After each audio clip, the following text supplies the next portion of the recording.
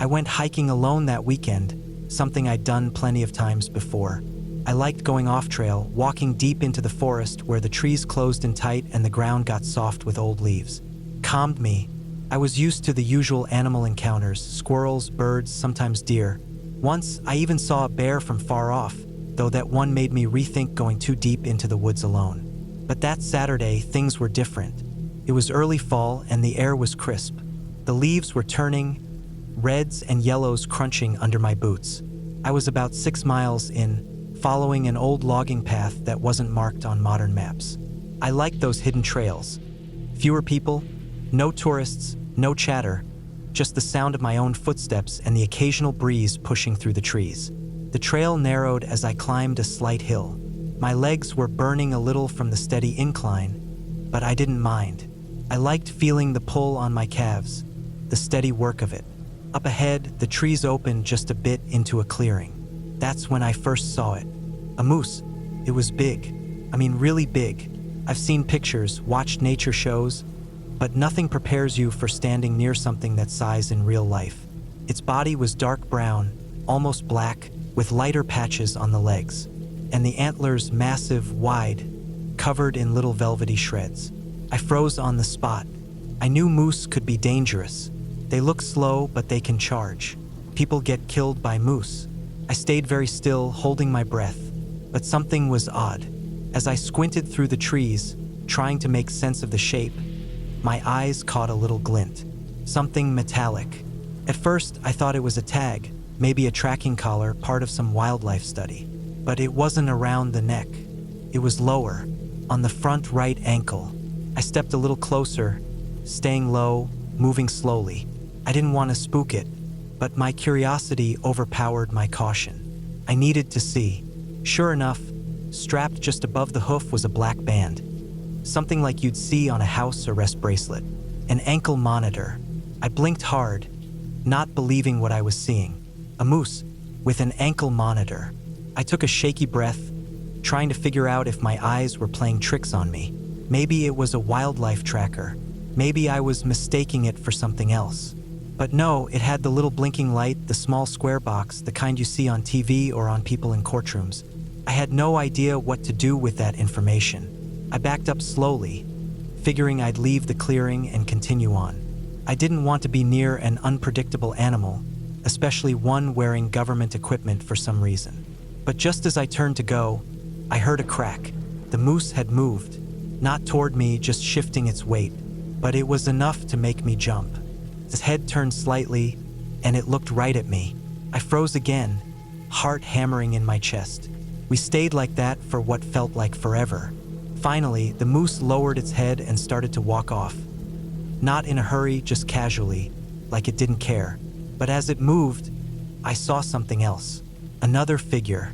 Not an animal this time. Person. Way off at the edge of the clearing, half hidden in the trees. I ducked down immediately, heart racing, stomach tight. I hadn't heard anyone approach. I hadn't seen anyone on the trail all day. The figure was standing still, watching the moose. I crouched lower, barely breathing. From where I was, I couldn't make out any details, just the outline of a man. Tall, wearing a jacket, hands hanging loose at his sides. He didn't move. I stayed there for what felt like a full minute, unsure what to do. Finally, I decided to slip away quietly. I didn't like the situation. A moose with an ankle monitor. A man watching it. No thanks.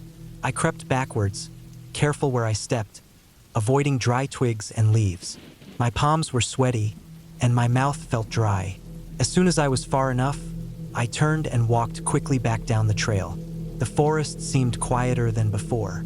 No birds, no rustling, no wind. I kept moving, glancing back every now and then, but I saw no one. About half a mile down, I heard it, the sound of footsteps behind me. I told myself it was just the echo of my own steps. But no, the rhythm was different. I stopped. The steps stopped. I started again, faster this time, heart pounding. The steps picked up behind me. I broke into a jog, ignoring the burn in my legs, focusing only on the trail ahead. I didn't dare look back. I could feel the panic rising in my chest, tight and sharp. I ran for what felt like miles. Finally, I reached a point where the trail split. I took the left, hoping it would loop back toward the main road where I'd parked. My lungs were on fire. My legs ached, but I kept going. At one point, I stopped to catch my breath, doubling over with my hands on my knees. The forest was silent again. No footsteps, no sounds. I waited, listening hard. Nothing. I straightened up slowly, wiping the sweat off my face. Then, just up ahead, I saw it again. The moose, standing right in the middle of the trail, huge and still, its antlers catching the light filtering through the trees. And standing next to it, the man. He was closer now, and I could see more details. His jacket was dark, old, with dirt stains on the sleeves. His face was pale, eyes fixed on me. He didn't speak, didn't move, just watched. My stomach dropped. I turned and bolted in the other direction, heart hammering, vision blurry from panic.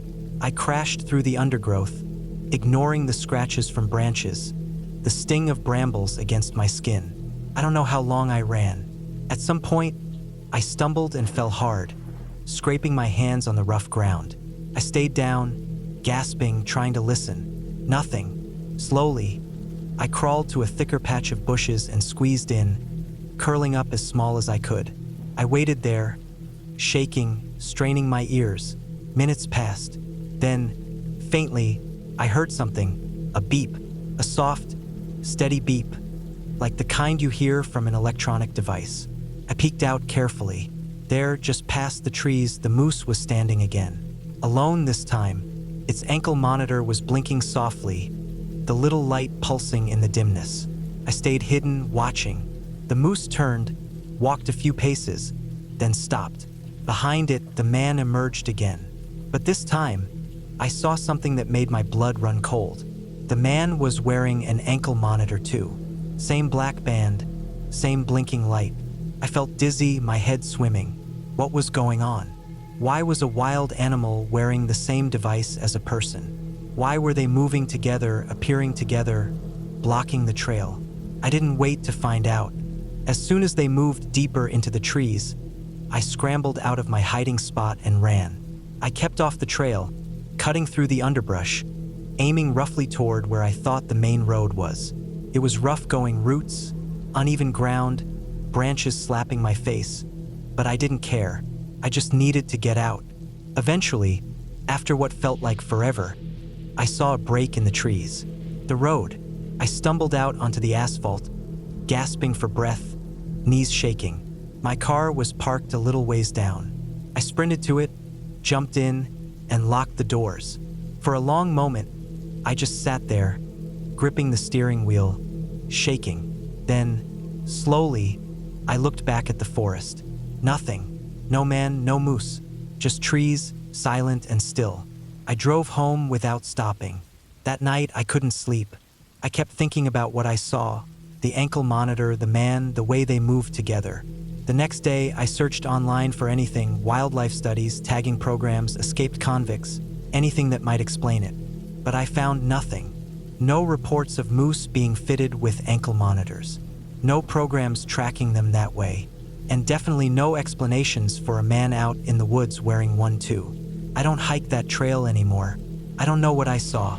But every so often, when I close my eyes, I see it all over again. The huge antlers, the blinking light, the pale figure standing just behind. And I wonder, did I run away just in time? Or did I get lucky that whatever was out there let me go? I don't think I'll ever know, but I'm sure of one thing. I won't be going back to find out. My friend and I decided to go hiking last fall. His name is Ryan, and we've been friends since high school. We're both in our late 20s now, and we wanted a weekend away from the city, away from work, phones, and just everything. We picked a forest area about 3 hours away. It was a trail that wasn't super popular, which we liked because we didn't want crowds or noise, just us, the trees, and some quiet. We drove out early Saturday morning, packed up with food, water, and gear. I remember how foggy the morning was. The sun was barely pushing through when we pulled into the dirt lot by the trailhead. Ryan was excited more than I was. He kept talking about how peaceful it would be, how we'd get some good exercise in, maybe camp out if we found a good spot. I was mostly along for the ride. We started the hike around 9 a.m. The trail went deep into the woods. First, it was beautiful. Fall colors everywhere, reds, oranges, yellows. Leaves crunched under our boots. Birds chirped, and the air smelled fresh, cool, and earthy. I felt relaxed for the first time in months. We hiked for hours. We stopped here and there to eat or drink. Ryan was always a few steps ahead of me, looking at everything, pointing at mushrooms, old trees, animal tracks. Around mid-afternoon, we came across a fork in the trail. One path kept going straight, and the other veered off to the right, looking narrower and more overgrown. There was no sign or marker, but Ryan wanted to check the narrow one. He thought it would lead us deeper and maybe show us something cool or hidden, like an old cabin or stream. I didn't argue. We went right. The trail got rougher.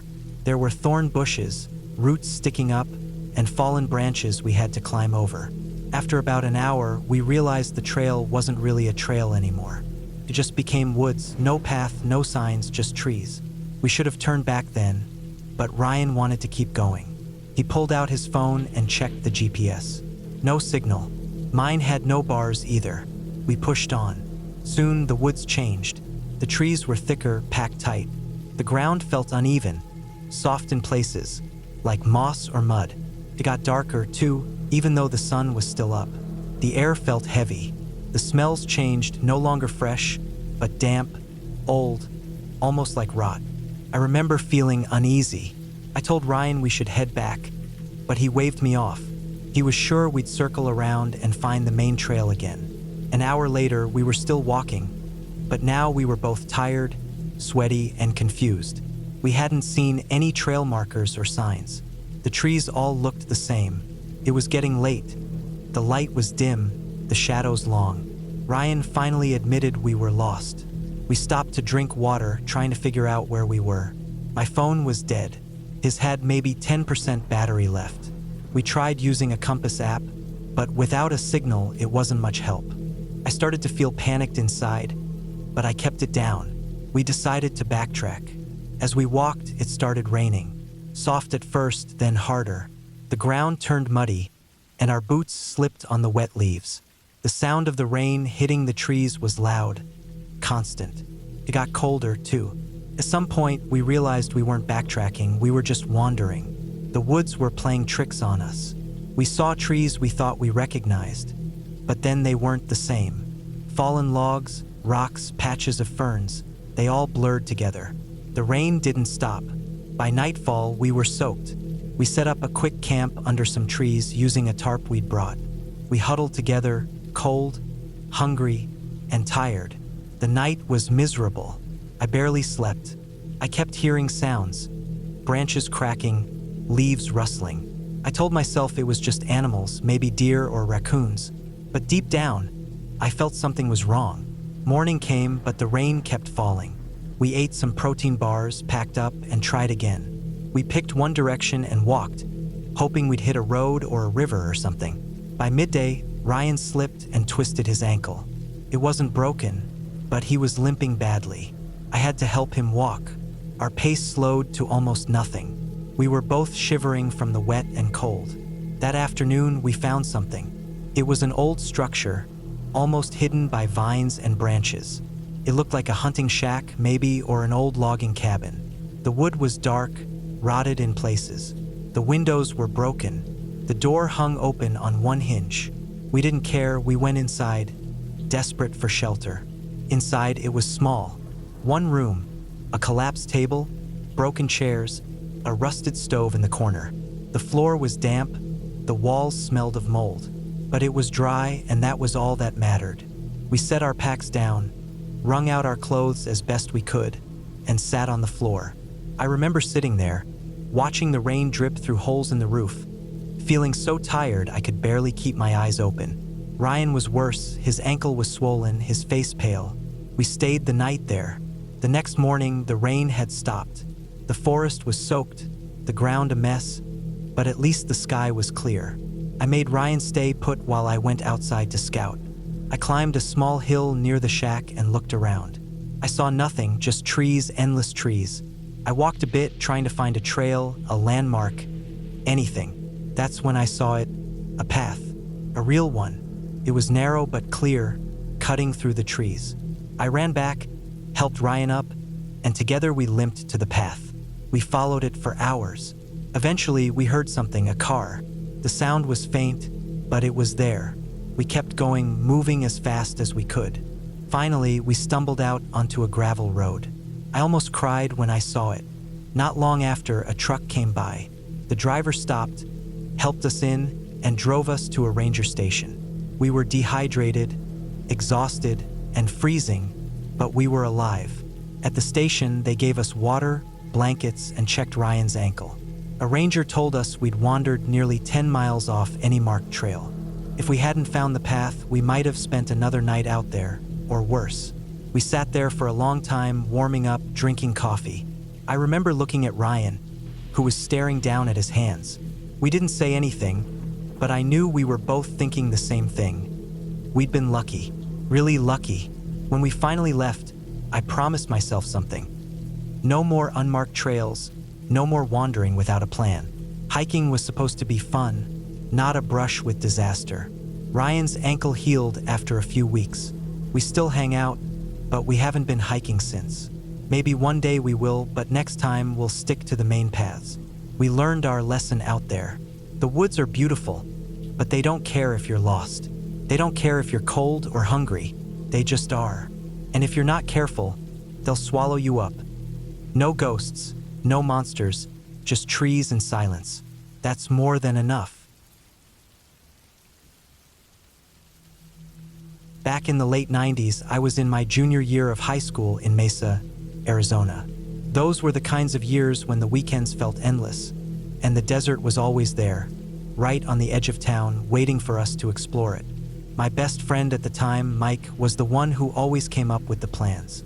And one particular weekend, we decided we'd take two girls we both liked, Jenna and Megan, up Usery Mountain. Usery Mountain wasn't some monster peak, but it had its challenges, and it gave a beautiful view over East Mesa. The trail up to the Wind Cave was popular, but we figured we'd impress the girls by going past it, up toward the summit. It was the kind of dumb thing you do when you're 16 and full of energy, wanting to show off, wanting to feel older than you are. We met in the early afternoon, piling into Mike's old blue Ford pickup, our backpacks loaded with water bottles, sandwiches, and a couple of granola bars. The Arizona sun was already beating down, but we didn't care. We set off on the trail, the dry heat wrapping around us, the rocky path crunching under our sneakers. By the time we reached the Wind Cave, we were sweaty but feeling good. The girls were laughing, Mike was making jokes, and the view stretched out below us. The city, the desert, the big open sky. We could have stopped there, but Mike said, "Let's keep going." And of course, none of us wanted to be the one to say no. The scramble up to the summit wasn't part of any official trail. It was just rocky terrain and little goat paths, the kind where you had to watch every step so you didn't twist an ankle. We moved slowly, helping each other over the tough spots, and eventually, after about 40 minutes, we made it to the top. The summit was quiet. You could see forever, the Superstition Mountains off to the east, the scattered houses and roads of Mesa below, the desert stretching out flat and wide. It was one of those views that made you feel small in a good way. We dropped our packs, caught our breath, and just took it all in. Mike was the first to notice the little Altoids tin. It was sitting on a rock near the edge, rusty and weathered, like it had been there a while. He picked it up, shook it, we heard a faint rattle, and popped it open. Inside were two folded up pieces of white paper. I remember the way we all leaned in, curious, thinking it was maybe just some hiker's trash or a note someone left for fun. But when Mike spread the pages out on the rock, the mood changed fast. The first page was a drawing, a rough, hand-drawn sketch of the view from exactly where we were standing. You could tell someone had sat here, looked out, and drawn what they saw, the ridges, the desert, the sun. Underneath, in shaky pencil, it said, "The last view from name size with a date scribbled in, only about a year ago." We all went quiet. Mike unfolded the second page. It was a letter. We didn't read it aloud, but we all looked at it together. It was an apology letter listing people, names we didn't know, and things this person was sorry for. Small things, big things, regrets, mistakes. The kind of letter someone writes when they don't think they're coming back. We all knew what we were looking at. A suicide note.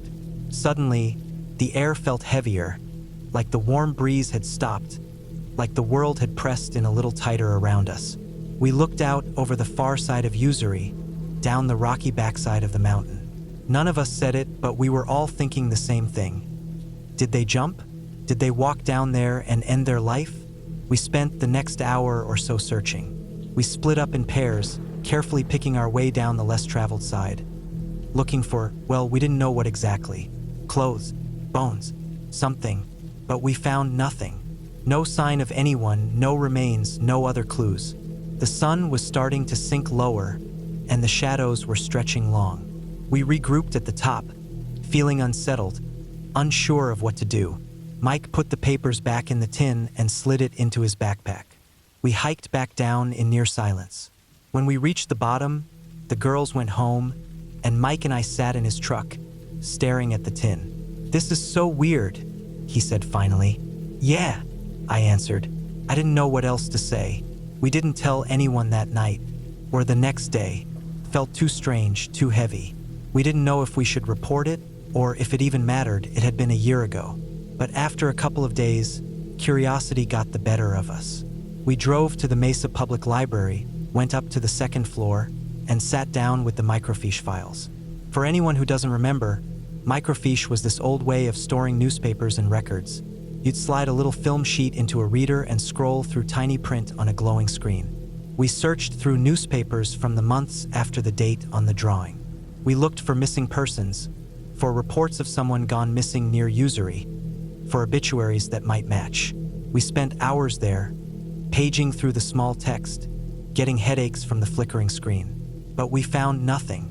No reports, no names that matched, no news stories, nothing. It was like the person had disappeared without anyone noticing. We left the library feeling frustrated, a little haunted, and no closer to answers. Mike kept the tin. For a while, we talked about it now and then, but as time passed, we brought it up less. High school ended, life moved on. Mike moved out of state and we lost touch. But every once in a while, usually late at night when I couldn't sleep, I'd think about that tin. Who was the person who left it? Why that spot? Did they go through with it? Did anyone ever miss them? The thought that haunted me most wasn't just the sadness of it, but the silence around it. How someone could vanish from the world without leaving a ripple big enough for two teenage boys to find in the papers. I've hiked Usuri a few times since then, but I've never gone back to the summit. Part of me wonders if the tin is still there. Maybe Mike took it with him when he moved. Maybe someone else found it. Maybe the desert just reclaimed it. The sun bleaching the paper, the wind scattering the words, the rain rusting the tin until it fell apart. These days, I sometimes search online using the date, the location, the little bits of detail I remember. But I've never found anything. It's one of those memories that has stayed with me, not because of what we found, but because of what we didn't. There was no big reveal, no solved mystery, no clear ending. Just two boys and two girls standing on a mountaintop, holding the last words of a stranger, wondering about the story behind them. I think the reason it stuck with me is that, in that moment, I realized how many stories in life just go unfinished. How many people are carrying small, private moments of sadness or mystery that no one else will ever know about. It was a little creepy, sure, but it was also sad and real and human. And in the end, maybe that's what makes it linger in my mind all these years later. Not because it was a ghost story or something supernatural, but because it wasn't.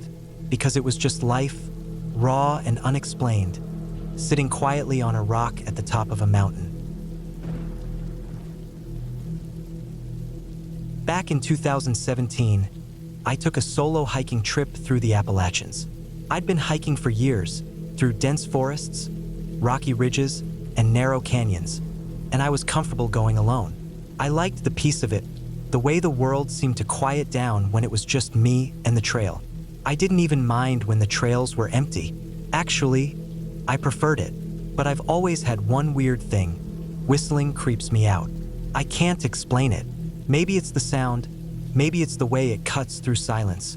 Maybe it's the fact that it always feels like it's meant for someone to hear. I don't know. I've just always found it deeply unsettling, especially when it comes from somewhere you can't see. That trip was supposed to be a 2-day out and back, with one night at a small primitive campsite halfway in. It wasn't a long trail, but it was off the beaten path, not one of the popular, busy ones. I left early in the morning, loaded up with my pack, extra water, snacks, a small tarp, and a sleeping bag. I wore sturdy boots, layered clothes, and a hat to keep the sun off my face. The trail started easy, a dirt path winding through tall trees, the ground soft with pine needles. Birds called from the branches. The occasional squirrel darted across the path, and for hours, I saw no one. The air smelled earthy and damp, the kind of scent that clings to your clothes after a day outside. As the afternoon stretched on, the forest thickened. The trees grew closer together, the path narrowed, and the light took on that late-day glow where everything feels golden. I checked my map a few times, making sure I was on track, and pressed on. I wanted to reach the campsite well before sunset to set up and eat before it got dark. Somewhere around 5 p.m., I noticed the quiet. The birds were gone. The small animal noises had faded. Even the breeze through the leaves seemed still. I told myself it was nothing. Maybe the animals were bedding down. Maybe I was just tired and overthinking it. I adjusted my pack, took a long sip of water, and kept walking. And that's when I heard it, whistling. It was faint at first, soft, almost blending with the wind. But as I kept moving, it grew clearer, a steady, slow whistle. Not a song, not a tune, just a slow, repeating note, rising and falling. My stomach tightened. I stopped dead in my tracks, straining to listen. It was coming from ahead, somewhere just beyond a bend in the trail. I didn't want to believe it at first. I tried telling myself maybe it was birds again, or the wind, or some trick of the forest playing with my ears. But no, the more I listened, the more certain I became. It was a person whistling. I thought about turning around right then, but I was at least 5 or 6 miles in. Going back would take hours, and night would fall before I even got halfway out. I didn't like the idea of passing someone on the trail, especially someone whistling like that, but I also didn't want to be out here after dark. So I kept going. I rounded the bend slowly, heart pounding, eyes darting around. Nothing. The trail was empty. I stood there, frowning, listening hard. The whistling had stopped. Maybe they'd gone off trail? Maybe they were ahead but had gone quiet? I shook it off, told myself I was just spooked, and pressed on. I walked for another hour, maybe more. The forest got darker, the shadows longer. I hadn't heard the whistling again, but every crack of a branch, every rustle of leaves made my skin crawl. I couldn't shake the feeling of being watched. By the time I reached the campsite, the sun was low. I set up my tarp quickly, laid out my sleeping bag, and got a small fire going. I wasn't hungry, but I forced myself to eat a protein bar and drink some water. The campsite was nothing fancy, just a cleared patch of dirt with a few logs for sitting. No one else was there.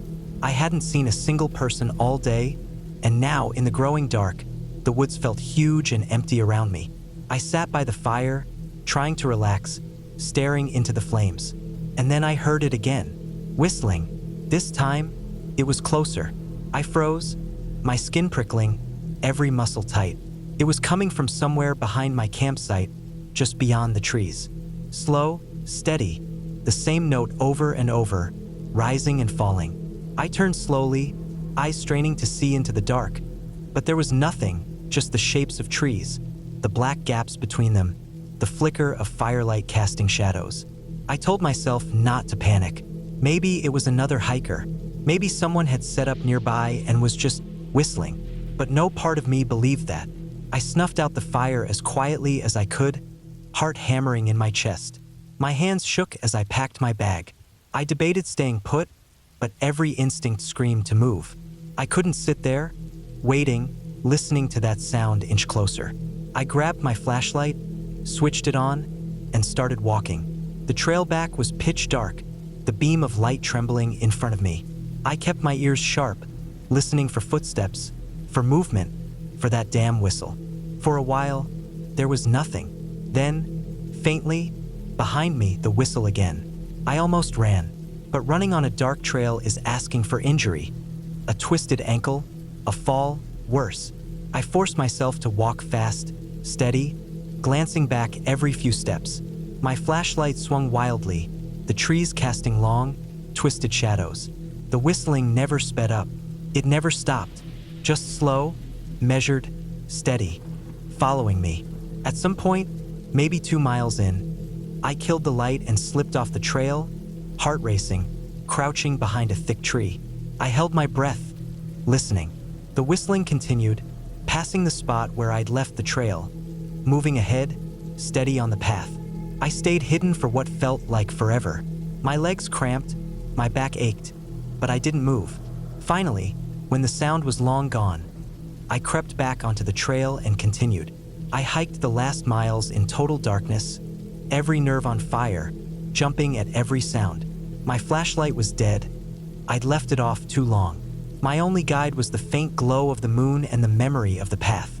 When I finally reached the trailhead, it was well past midnight. My car sat alone in the lot, the only break in the endless line of trees. I climbed in, locked the doors, and sat there, shaking. I didn't see anyone. I didn't hear anything else. I just sat, trying to calm down, trying to breathe. Eventually, I started the car, drove home, and collapsed into bed. The next morning, in the clear light of day, I tried to make sense of it. Maybe it was another hiker, though I never saw a tent, never saw a light, never saw a person. Maybe it was some local, cutting through the woods. Maybe it was all in my head, long hours, empty trails, overactive imagination. But no matter how I turned it over, I couldn't shake the details. The way the whistling followed me, the way it passed when I hid, the way it stayed slow, steady, never hurried, never stopping. I never went back to that trail. I still hike, but I stick to busier paths now, places where I'm never too far from other people. And every time I hear someone whistling, even in the middle of the day, even on a crowded trail, I feel that same chill run through me, the same tightness in my chest. Because it's not the dark that scares me. It's not the woods. It's not being alone. It's that sound soft, slow, steady, creeping through the trees, following just out of sight. And the worst part is, I'll never know who it was or why they were there. I'll never know if they even knew I was there. But I know one thing for sure. If I ever hear whistling on a deserted trail again, I won't stop. I won't look. I won't wait. I'll run. It was late fall in 2015 when my boyfriend and I decided to go for a hike. We were both living in a small town near the edge of a big state park, and we loved spending our weekends exploring the trails. The air was cool, crisp, and the leaves were in that stage where they'd already turned colors and were starting to fall, leaving the trees a bit bare and the ground covered in crunchy layers of orange and brown. That weekend, we picked a long trail we hadn't done before.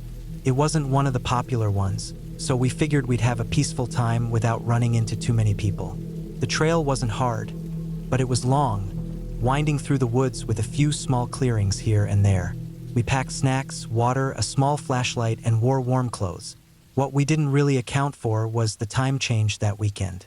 By the time we realized it, the sun was already dipping low, and we were still deep in the woods. We knew the park closed at sunset, and we definitely didn't want to be caught inside after dark. We were at least a mile or two from the entrance, and the trail wasn't lit, so we picked up our pace. The woods were quiet except for our footsteps and the occasional rustle of leaves when we disturbed a squirrel or a bird. It was the kind of quiet that you notice only when you're hurrying and slightly on edge. No laughter, no other hikers, no faraway car sounds, just the sounds of the woods settling in for the night. We weren't running, but we were walking fast, focused on getting back.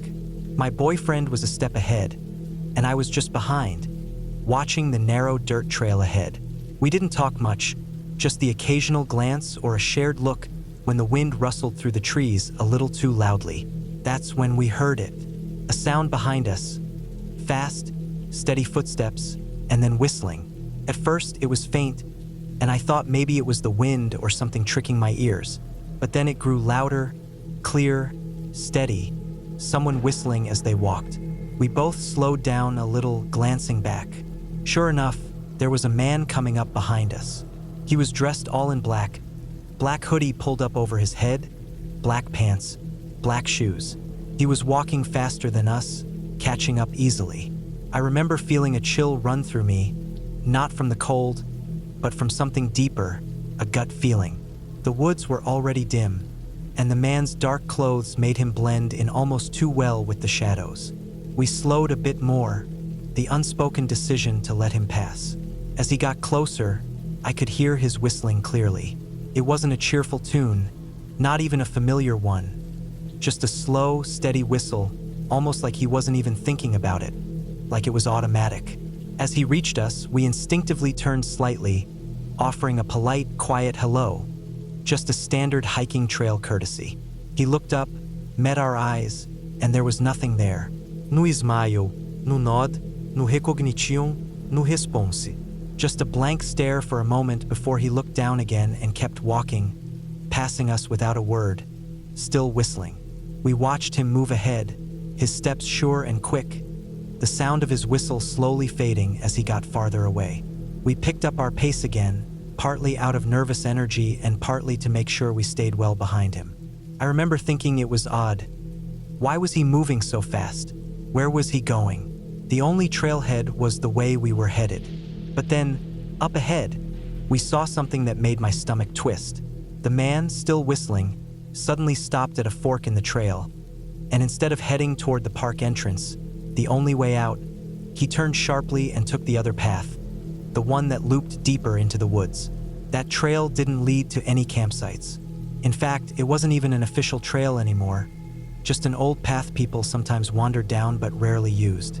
No one camped there, no one lived there, and at this time of day, no one should have been heading that way. We both stopped for a second, watching him disappear down the side trail, still whistling, still with that same steady pace. I remember feeling frozen, like my brain couldn't quite process what I was seeing. Why would anyone, dressed like that, without a backpack, without gear, head deeper into the woods right at dusk? My boyfriend gave me a look, wide-eyed, and we both silently agreed. We needed to keep moving. We kept walking, faster now, heading straight for the entrance. Every crack of a branch, every whisper of wind made me jump. My eyes kept flicking back, half expecting to see that black hoodie reappear on the main trail behind us. But there was nothing. The woods around us got darker, the trees closing in as the last bit of daylight faded. We didn't talk. We just walked as fast as we could. The only sounds the crunch of our boots on the dirt and the pounding of my own heartbeat in my ears. When we finally saw the small sign marking the edge of the park, I felt a wave of relief wash over me. The parking lot was empty except for our car, sitting under the faint glow of the single light at the edge of the lot. We got in, locked the doors, and sat there for a moment, just breathing. Neither of us said much on the drive home, but I knew we were both thinking the same thing. Who was that man? What was he doing out there? Why didn't he head toward the entrance like everyone else? That night, after we got home, I kept thinking about it. I ran through every possibility in my head. Maybe he was a local who knew the area well. Maybe he liked night hikes. Maybe he was cutting through the woods to somewhere else. But no matter how I turned it over, it didn't make sense. The trail didn't lead anywhere. There were no campsites, no cabins, no connecting roads. Just woods. For days after, I thought about the way he had looked at us. Not mean, not friendly, just blank, like we weren't even there. And that steady, automatic whistling as if he was on some kind of autopilot. We never reported it because, technically, nothing happened. No crime, no frete, no confrontation. Just a weird encounter on a trail. But it stayed with me, and to this day, whenever I hike, especially near dusk, I keep glancing over my shoulder, remembering that man in black walking into the dark, deeper into the woods, whistling as if the night belonged to him. We never went back to that particular trail. Not because we were scared of the woods or the park, we still loved hiking, still loved the outdoors. But that specific place held a memory now, a feeling we couldn't shake. Sometimes, when I'm lying in bed, I imagine what would have happened if we'd taken the other trail, if we'd followed where he went, if we'd crossed paths with him again deeper in the woods. And every time I remind myself how lucky we were that night, how good it was that we just kept moving forward, sticking to the path we knew, heading for the entrance and not looking back.